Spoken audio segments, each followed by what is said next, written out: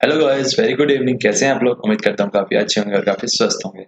आज है 25 सितंबर 2020। तो आज हम द हिंदू एडिटोरियल का जो आर्टिकल आए हैं उसको डिस्कशन स्टार्ट करने वाले हैं। तो एक बार फिर से मैं रईश आपका अपने YouTube channel learning by doing में आपका हार्दिक स्वागत करता हूँ, हार्दिक अभिनंदन करता हूँ। आप लोगों ने अभी तक हमारे इस चैनल को सब्सक्राइब नहीं किया तो चैनल को सब्सक्राइब कीजिए और बेल आइकन को प्रेस कीजिए। जी हाँ, बेल आइकन को प्रेस कीजिए। और अगर आपने वीडियो को लाइक नहीं किया तो वीडियो को लाइक कीजिए और दोस्तों में ज़्यादा से ज़्यादा शेयर कीजिए। तो चलिए आज के सेशन की अब शुरुआत कर लेते हैं।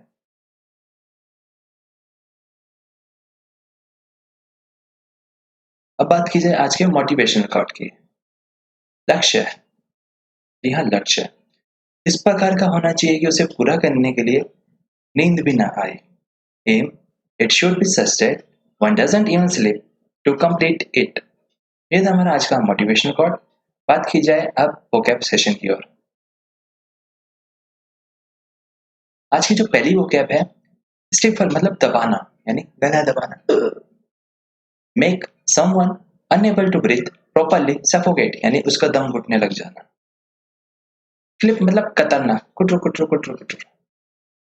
कट शॉर्ट और ट्रिम। विंग मतलब पंख होता है। A modified forelimb that bears large feathers and is used for flying. Battered मतलब चकनाचूर करना किसी के सपनों को। Injured by repeated blows or punishment. Onerous मतलब काफी कष्टदायक है, पीड़ादायक है। Of a task or responsibility involving a great deal of effort, trouble or difficulty. Alleged मतलब तथा कथित। Said without proof, to have taken place or to have a specified illegal or undesirable quality, यानी आपने जो कहा कह दिया लेकिन आपके पास उसके संदर्भ में कोई भी प्रूफ नहीं है और बात भी आपने सही नहीं कही है। जो एक्यूज मतलब दोषारोपण करना, किसी को अपराधी ठहराना। Charge someone with an offence और क्राइम। इंड्यूसमेंट प्रलोभन करना, किसी को प्रोत्साहित करना कि तुम ऐसा काम करो। A thing that persuade or leads someone to do something, कुछ ना कुछ करो, करो, पढ़ो। टचस्टोन मतलब मापदंड, a standard or criteria by which something is judged or recognized, यानी एक ऐसी लिमिट और एक ऐसा मापदंड जिसके द्वारा सामने वाले को आप जजमेंट करते हो कि वो कैसा है। इनकम्पेटिबल यानी असंगत, यानी सही ना होना, यानी जो सिस्टम है उसके हिसाब से नहीं है। Of a two things so different in nature as to be incapable of coexisting. Seamless, निरंतरता युक्त, smooth and continuous, with no apparent gaps or spaces between one part and the next. Ethos मतलब लोचा चार, a characteristic spirit of a culture, era or community as manifested in its attitude or aspirations. यानी जो आपके spirits हैं, जो आपके culture है, जो आपका इमोशंस है, जो आपकी कम्युनिटी है, उसको यहाँ पे दर्शाया गया है। अवर्जन मतलब विरोध करना किसी चीज का। स्ट्रॉन्ग डिसलाइक और डिसइंक्लिनेशन। प्रीडेट मतलब उचित समय से पूर्व तिथि डालना। एग्जिस्ट और occur at a date earlier than something, यानी पहले से ही आपको कुछ बता देना। इंसुनेटिंग मतलब इशारा करना किसी की ओर।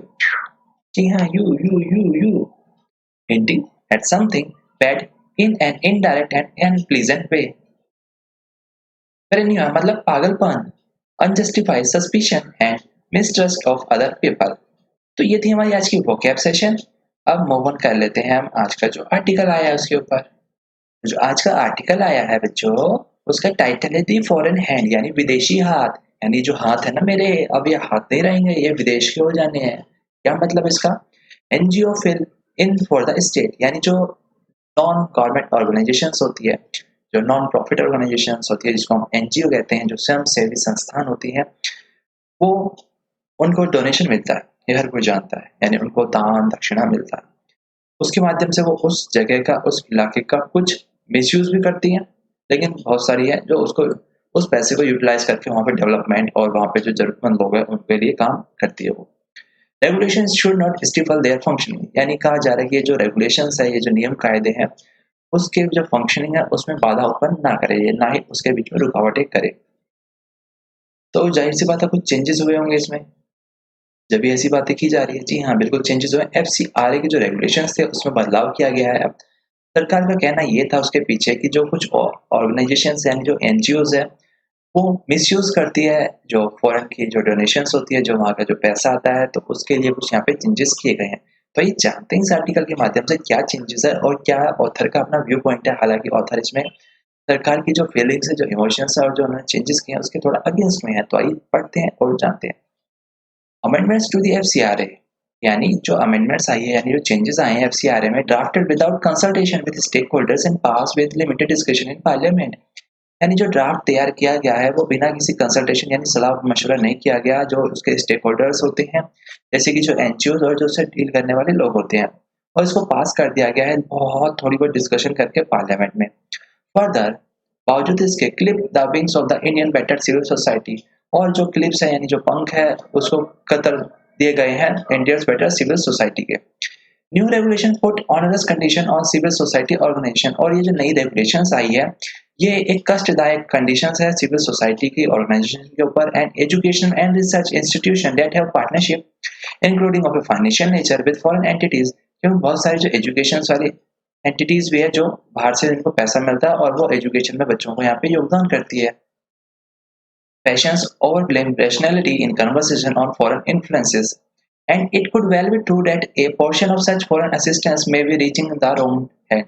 यानी ये बात भी सही है कि जो कुछ फॉरेन कंट्रीब्यूशन आता है और जहाँ से भी मिलता है, जो असिस्टेंस सहायता मिलती है, वो कई बार यह गलत हाथों में पहुंच जाता है। जैसे अगर बात की जाए दिल्ली में जो दंगे हुए थे, वहां पे बताया गया कि फॉरेन से उसको कंट्रीब्यूशन मिला है इन पार्लियामेंट, और पार्लियामेंट के अंदर द बीजेपी यानी जो अभी सत्ता में जो पार्टी है, जो बीजेपी की गवर्नमेंट है, अलाइड यानी उन्होंने दावा किया that foreign money was being used for religious conversion.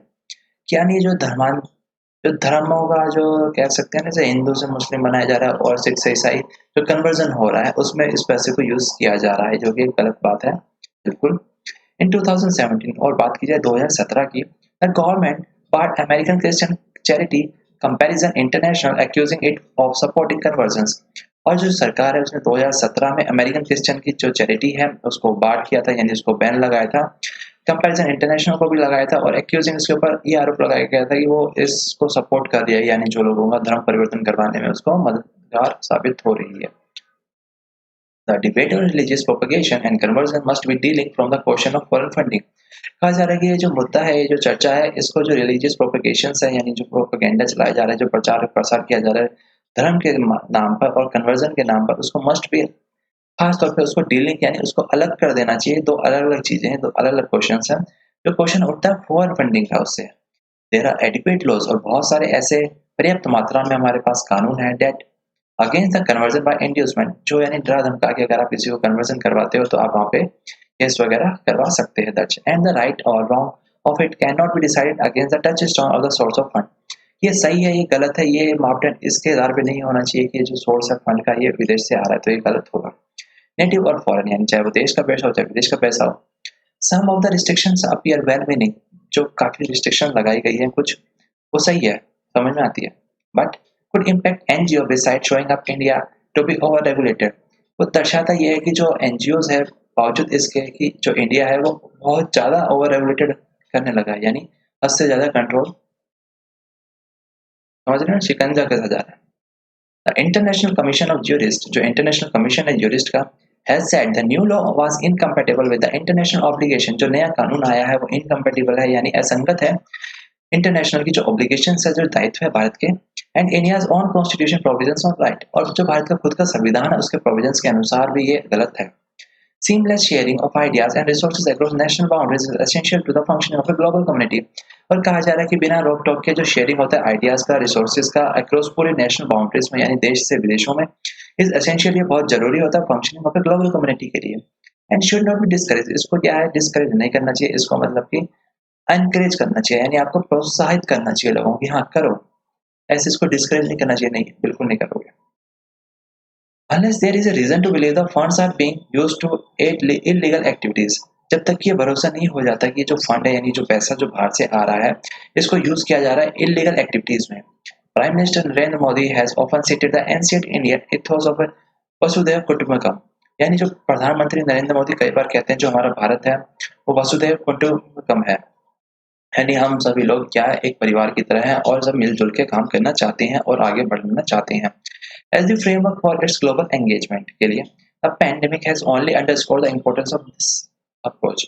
और इस महामारी के दौर में भी इस केवल इस अप्रोच है, यानी ये जो फोकस किया गया इसी अप्रोच के ऊपर।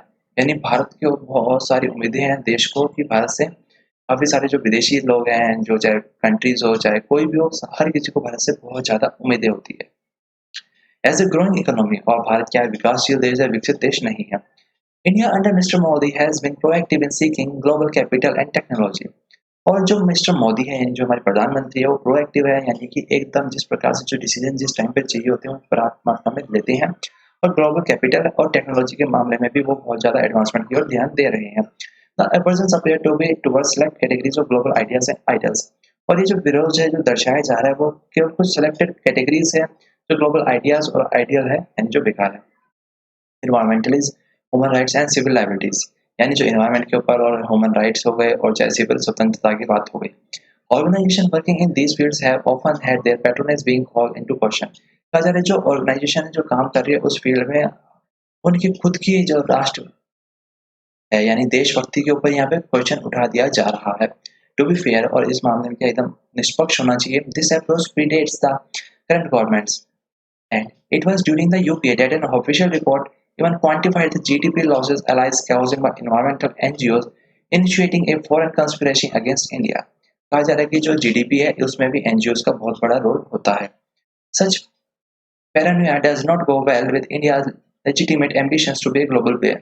और इस प्रकार की जो मानसिकता जो सोच है, ये भारत की जो महत्वाकांक्षी जो योजनाएं हैं उसके हिसाब से ये भी सही नहीं है। The BJP and the Congress are well aware of the limits of the national foreign binary. चाहे बीजेपी हो चाहे कांग्रेस हो, दोनों ही पूरी तरीके से जानकार है और जागरूक है जो भी लिमिट्स है फॉरेन करेंसी की जो बाउंड्रीज है उसके लिए।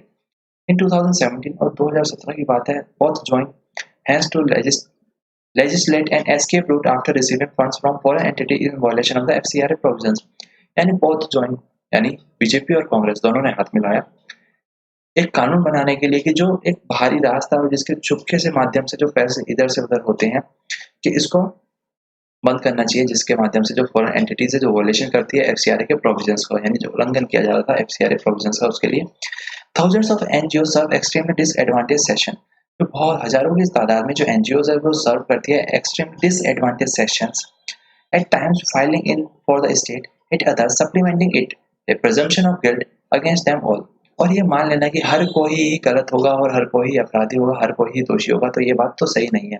हाँ, हर चीज में कुछ सही भी होता है और कुछ गलत भी होता है, तो सही को सही करो ना, गलत के लिए गलत करो, जाहिर सी बात है, इसमें तो कोई किसी को ऐतराज भी नहीं होगा।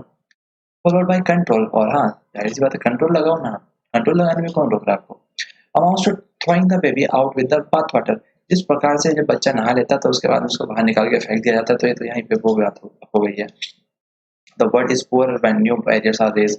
जो संसार है कहा जा रहा है वो और ज्यादा पुअर यानी गरीब हो सकता है अगर इस प्रकार की जो बाधाएं हैं वो लगा दी जाती है और इसको बढ़ा दिया जाता है। तो यानी कही जा रही है कि जो रिस्ट्रिक्शंस लगाई जा रही है वो सही नहीं है, इस बात के ऊपर कि जो बाहर से जो पैसा आ रहा है उसको यहाँ पे धर्म कन्वर्जन के नाम पे यूज किया जा रहा है, लेकिन जो इसको यूज कर रहा है आप उसके ऊपर भी एक्शन लो जिससे कि बाकी डिमोटिवेट हो, बस और कदम रखे ही ना, अपराधियों में डर हो।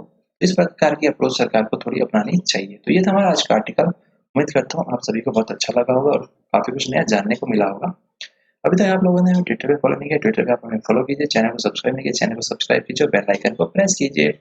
टेलीग्राम ग्रुप आप सभी ज्वाइन कीजिए और पीडीएफ आपको वहीं पे शेयर हो जाएगी अभी। और अगर आपके पास कोई सजेशन है, कोई फीडबैक है, आप हमारे कॉन्टैक्ट करना चाहते हो तो आप हमें जीमेल के ऊपर कॉन्टैक्ट कर सकते हो। तो थैंक यू, आज के लिए बस इतना ही। कल फिर मिलेंगे, जब तक के लिए goodbye, take care, we love, we grow. हम कुछ नया सीखेंगे और हम डेफिनेटली आगे बढ़ेंगे। Bye bye.